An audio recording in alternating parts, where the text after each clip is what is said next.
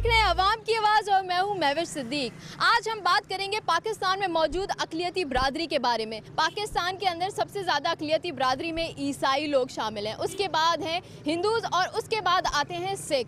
आज हम बुनियादी तौर पे उनके मसाइल के बारे में बात करेंगे कि पाकिस्तान में मौजूद जो हमारी अक़लियती बरादरी है उनको आया मसाइल दो चार हैं, यानी उनको अपने बुनियादी हुकूक फराम है, यानी और बुनियादी सहूलतें भी हैं या नहीं, और उनके जो नौजवान हैं उनको रोज़गार के मौके भी मिलते हैं और हुकूमत की तरफ से उनकी फलाह बहबूद के लिए कुछ किया भी जाता है या नहीं। मज़ीद तफसीलात के लिए आप देख सकते हैं हमारी ये रिपोर्ट।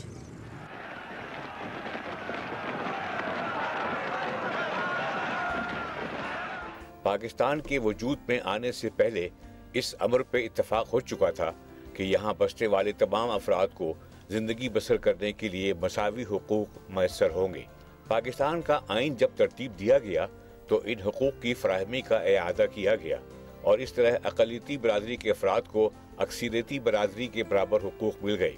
इन हुकूक में जायदाद की खरीदो फरोख्त, तालीम हासिल करने के मौक़े, सेहत की सहूलियात, समाजी और मजहबी आज़ादी के अलावा सरकारी मुलाज़मतों का हुसूल शामिल है। अलबत्ता सदर, वज़ीर आज़म, गवर्नर और सुप्रीम कोर्ट के चीफ जस्टिस के ओहदे अक़लियतों की दस्तरस से बाहर हैं। पाकिस्तान में आखिरी बार मरदमशुमारी 1998 में अंजाम पाई थी। इन 14 सालों के अरसे में आबादी में इजाफे की सही तादाद तो मालूम नहीं, मगर एक अंदाजे के मुताबिक इस वक्त पाकिस्तान में तकरीबन 1 करोड़ ईसाई, 50 लाख हिंदू, 2 लाख सिख और 50 लाख दीगर मज़ाहिब के अफराद शामिल हैं। इन अफराद को शादी ब्याह की रसूम और अपने मजहबी अकायद को अंजाम देने की मुकम्मल आज़ादी हासिल है, जिसे वो भरपूर तरीके से अंजाम देते हैं। इनके जश्न की तकरीबात, जिसमें क्रिसमस और होली वगैरह शामिल हैं, इनकी खुशियों का मुंह बोलता सबूत है। पाकिस्तान में मौजूद दूसरे मसाइल की तरह अक़लियती बरादरी के अफराद को भी अपनी इबादतगाहों की मुनासिब देखभाल न होने की शिकायत रहती है, जिसे दूर करने के लिए हुकूमत हमेशा कोशा नज़र आती है, मगर हुकूमत को अपनी कोशिशों में मज़ीद इजाफा करने की ज़रूरत है। आपने हमारी ये रिपोर्ट देखी, आपने देखा कि पाकिस्तान की कुल आबादी के अंदर अक़लियती बरादरी कितने फ़ीसद आबाद है, और आपको ये भी पता चला कि हमारे तमाम पाकिस्तान के सारे इदारों के अंदर एक कोटा जो है वो मुख्तस किया जाता है अक़लियती बरादरी के लिए। तो अब हमने ये जानना है कि आया उस कोटे के हिसाब से अमल दरामद होता भी है या नहीं, उतने रोज़गार के मौके फ़राम होते भी हैं या नहीं हमारी अक़लियती बरादरी को, और वो किस हाल में अपनी ज़िंदगियाँ गुजार रहे हैं। हम आपको ले चलते हैं एक अक़लियती आबादी के अंदर और देखते हैं कि वो किस तरह से अपनी ज़िंदगियाँ गुजारें। आइए हमारे साथ।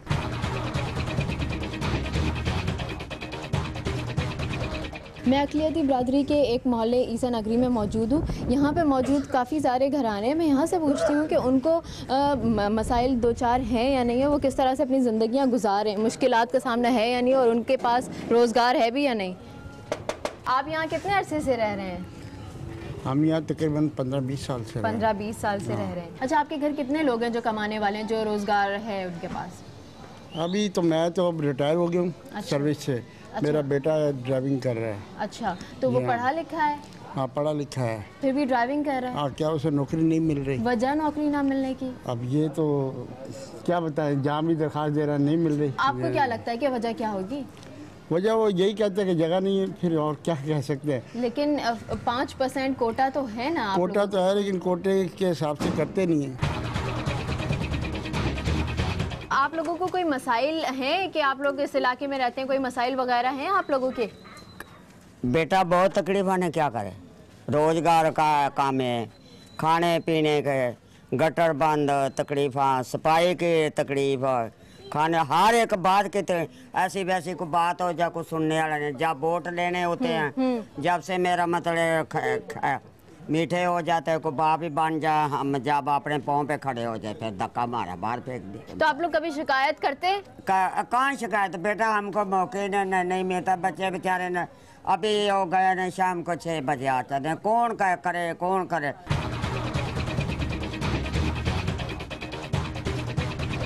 आप मुझे ये बताएं कि आपको कोई मुश्किलात या परेशानियां हैं अपनी ज़िंदगी गुजारने में? बहुत परेशानी है, नहीं हमारे इधर बच्चों की कोई नौकरियां नहीं हैं। अच्छा, इतनी परेशानी है। नौकरियां क्यों नहीं है आपके बच्चों के पास? बस ये ड्राइवरी लोगों के करते हैं, जहाँ कोई काम मिले तो कर लेते हैं। पढ़े लिखे नहीं है?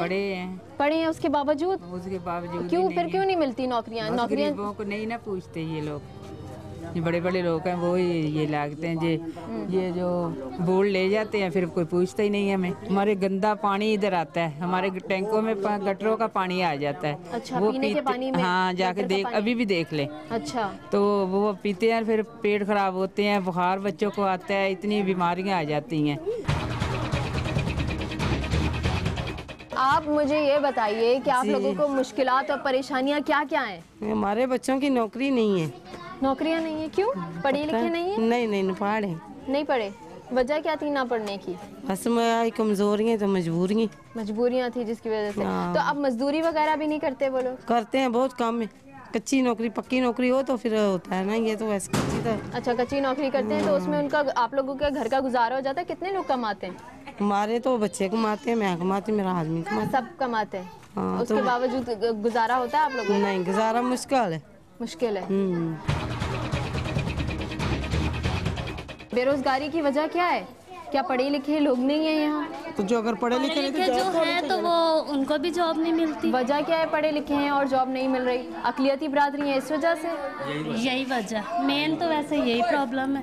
तो जब आप लोग नौकरियों के लिए जाते हैं तो आप लोगों को क्या वो लोग रीजन देते हैं, क्या वजह देते हैं कि आप लोग? वो रीजन कुछ भी नहीं देते, वजह कुछ भी नहीं देते और कह देते कि बाद में आओ।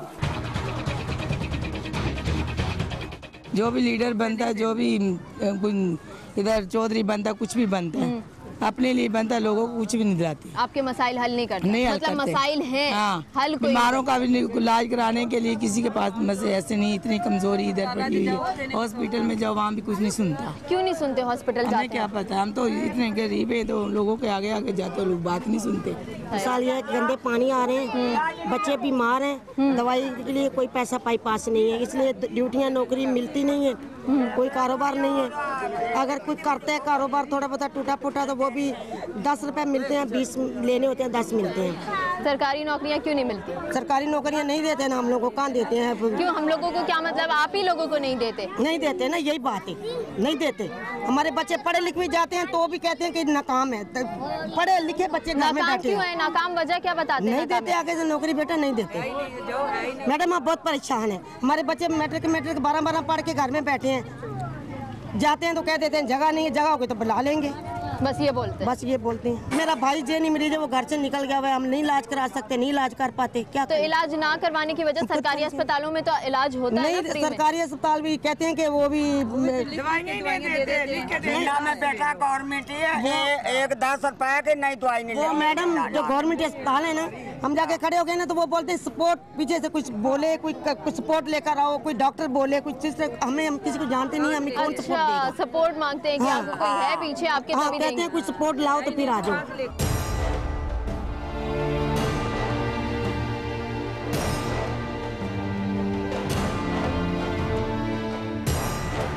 आपके घर में 4 माजूर बच्चे हैं, घर में कमाने वाला भी एक है, इनके इलाज के लिए भी आपके पास पैसे नहीं है और कभी इलाज के लिए आप लोग लेकर भी नहीं गए, तो कभी किसी एनजीओ, किसी फलाही इदारे ने आप लोगों को इमदाद दी है? नहीं। हमारी हुकूमत ने? नहीं, कुछ भी नहीं। कभी किसी ने आके पूछा भी नहीं है? नहीं। वजह क्या है? ਤਾਂ ਨਹੀਂ ਵਜ੍ਹਾ क्या है, ਆਉਂਦੇ ਨੇ ਲੋਕੀ ਇਸ ਤਰ੍ਹਾਂ ਪੁੱਛ ਕੇ ਟੁਰ ਜਾਂਦੇ ਨੇ, पूछ के चले जाते। ਹਾਂ ਨਾਂ ਲਿਖ ਲੈਂਦੇ ਨੇ, ਆਂਦੇ ਨੇ। कभी आपके शौहर को इस वजह से नौकरी मिलने में मुसीबत हुई? पहलू है ऐसी मुसीबत, पहले इसी वजह से होती थी कि आप क्रिश्चियन हैं, इस वजह से आपको नौकरी नहीं मिलती थी? हाँ जी, ऐसा होता था। हाँ पहलू होंदा सी। शुक्र है खुदा दा, ते श्री खुदा ने नौकरी कारोबार चल गया। अच्छा, ये हैं आपके सारे बच्चे, इनमें से बात कौन कर सकता है? माड़ी करेगी, ये सारे थोड़ी थोड़ी कर लेंगे। आप बात करते हैं? जी। अच्छा, आप क्या चाहते हैं? आप ठीक हो जाएं, आप अपनी बीमारी का इलाज चाहते हैं? जी। आपको अच्छा लगता है इस तरह कमरे में बैठे रहना सारा दिन? नहीं। आपका दिल चाहता है ना कि आप बड़े होकर नौकरी करें? नहीं। आप बात करती हो? नहीं, शर्म आ रही है। आप करती हो बात? अच्छा, मुझे बताओ, आप चाहती हो कि आपका इलाज, आप तो थोड़ा बहुत चल भी सकती है ना? है ना? इनको भी समझ में आ रही है ना? आप चाहती हैं आपका इलाज हो? हाँ। कौन करेगा इलाज आपका? डॉक्टर?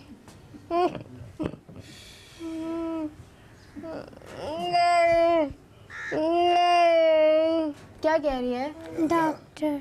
डॉक्टर, आपने ये देखा कि यहाँ पे इतने सारे बच्चे इनके जो हैं ये मतलब माजूर हैं और उनमें से कुछ जो है वो बात भी कर सकते हैं। और ये जो बच्ची है ये 20 साल की है और ये पैदाइशी माजूर है और ये इसी तरीके से घर में पड़े हुए हैं सिर्फ इस वजह से कि इनके पास कोई इमदाद नहीं आती, कोई NGO है कभी नहीं आई इनकी इमदाद के लिए। सब आते हैं, पूछ गछ करके चले जाते हैं। और ये वो लोग हैं जो अपने नुमाइंदे मुंतखब करते हैं इलेक्शन के ज़रिए, लेकिन फिर भी उन नुमाइंदों की तरफ से भी कोई इमदाद इनको नहीं होती। अब इनके एक शौहर हैं, एक कमाने वाले हैं, तो वही कमाने के लिए निकलते हैं, वही इनका कफालत कर रहे हैं, 2 रोटी खिला देते हैं बस, बाकी इलाज की इनकी कोई जिम्मेदारी किसकी है क्या है कुछ पता नहीं है।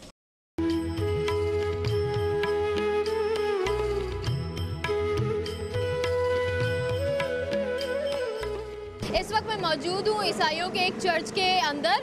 यहाँ पे इवनिंग प्रेयर हो रही है और इन लोगों ने सबने रोज़ा रखा हुआ है। तो ये देखिए मेरे साथ यहाँ पे प्रेयर चल रही है और यहाँ लोग प्रेयर जो है वो सुन रहे हैं। लेकिन कितनी शर्म की बात है कि इन लोगों का ये मतलब रोज़े का टाइम है और यहाँ पे इलेक्ट्रिसिटी नहीं है, बिजली नहीं है। ये लोग जनरेटर के ऊपर यहाँ चर्च के अंदर बिजली आ रही है और इन लोगों ने एप्लीकेशन भी दी थी, लेकिन उसके बावजूद यहाँ पे कोई मतलब एक्शन नहीं लिया गया इस बात का कि इन लोगों के त्योहारों में और स्पेशली जो इनके ओकेजन्स आते हैं उस पर यहाँ चर्चेस वगैरह की लाइट इलेक्ट्रिसिटी जो है वो बहाल कर दी जाए। उस पर कोई अमल दरामद हुआ नहीं।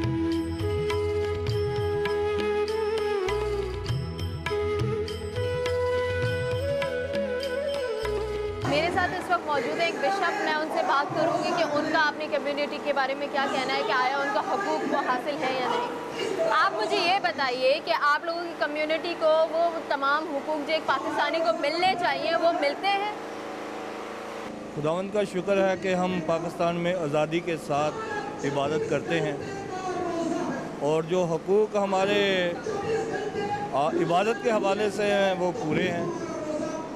और अगर हम दूसरे तरीके से जिस्मानी तौर पर देखें तो वो हुकूक तो नहीं मिल रहे जो मिलने चाहिए। वो वाले हुकूक यानी आपको रोज़गार के मौके वो नहीं मिलते और अच्छी जगह पर अच्छी पोस्टों पर हमारे लोगों को नहीं लगाया जाता। अच्छा, आपके जो चर्चेस वगैरह हैं वो महफूज हैं, उनकी सिक्योरिटी? इबादतों के तसब से तमाम चीज़ें देखी जाती हैं और हमारे इलाके इंचार्ज जो हैं पुलिस रेंजर वो हमारी हिफाजत करती है। ये तमाम चीज़ें ठीक है। अच्छा, जब आपका कोई त्यौहार आता है जिस तरह क्रिसमस आती है तो उसके ऊपर सफाई सुथराई का इंतजाम करवाती है हमारी गवर्नमेंट कि आपके मोहल्ले गलियों को सफाई करवाए, चर्चेस की सिक्योरिटी स्पेशल सिक्योरिटी फराहम करे? सफाई के लिहाज से तो लोग आते हैं, जैसे बत्तियाँ वगैरह लगती हैं और रोशनी का सारा काम होता है, लेकिन सिक्योरिटी कुछ कमज़ोर है। हुकूमत की तरफ से इमदाद नहीं होती या आप लोग अपनी तरफ से ये लाइटिंग वगैरह करवा लेते हैं? नहीं, हुकूमत करती है लाइटिंग जी। हुकूमत से क्या दरख्वास्त करेंगे कि वो आपकी कम्युनिटी के लिए ऐसा क्या करे कि बहाल हो सके? तो दरख्वास्त यही करेंगे कि जिस तरह तमाम लोगों को हुकूक मिलते हैं इसी तरह हमारी कम्युनिटी को भी हुकूक मिलें, अच्छी जॉब मिलें ताकि वो भी आगे बढ़ें। और जिस तरह क़ायद आज़म का फरमान था कि यहाँ पर तमाम कौमों को मसावी हुकूक मिलेंगे, वैसे हुकूक मिलने चाहिए ताकि हमारी कौम भी तरक्की करे और पाकिस्तान की तरक्की में ताकि आप लोग हाथ भी तो बटा सकें। बिल्कुल बिल्कुल, हम तो पाकिस्तान के लिए खुसूसी दुआएं करते हैं। क्रिसमस पर, ईस्टर पर, अभी रोज़ों के यहाँ में हम डेली पाकिस्तान की तरक्की के लिए दुआ करते हैं, हुकूमती नुमाइंदों के लिए दुआ करते हैं। पाकिस्तान है तो हम हैं। 2-3 साल हो गए। 2-3 साल से यहाँ गैस नहीं है? फालतू में हम 500-500 रुपये हर महीने फिर भी गैस के दे रहे हैं। हमारे इस क्वार्टर के 2000 रुपया महीना तनख्वाहों में से तनख्वाह वहाँ से कटते हैं, उसका बेनिफिट हमें कुछ नहीं मिलता। अभी भी वो बेचना चाह रहे हैं, मरी की हमारी पूरी प्रॉपर्टी को वो सर्वे हो रहा है, बेच रहे हैं और हमारे कुछ बिशप साहबान शामिल हैं।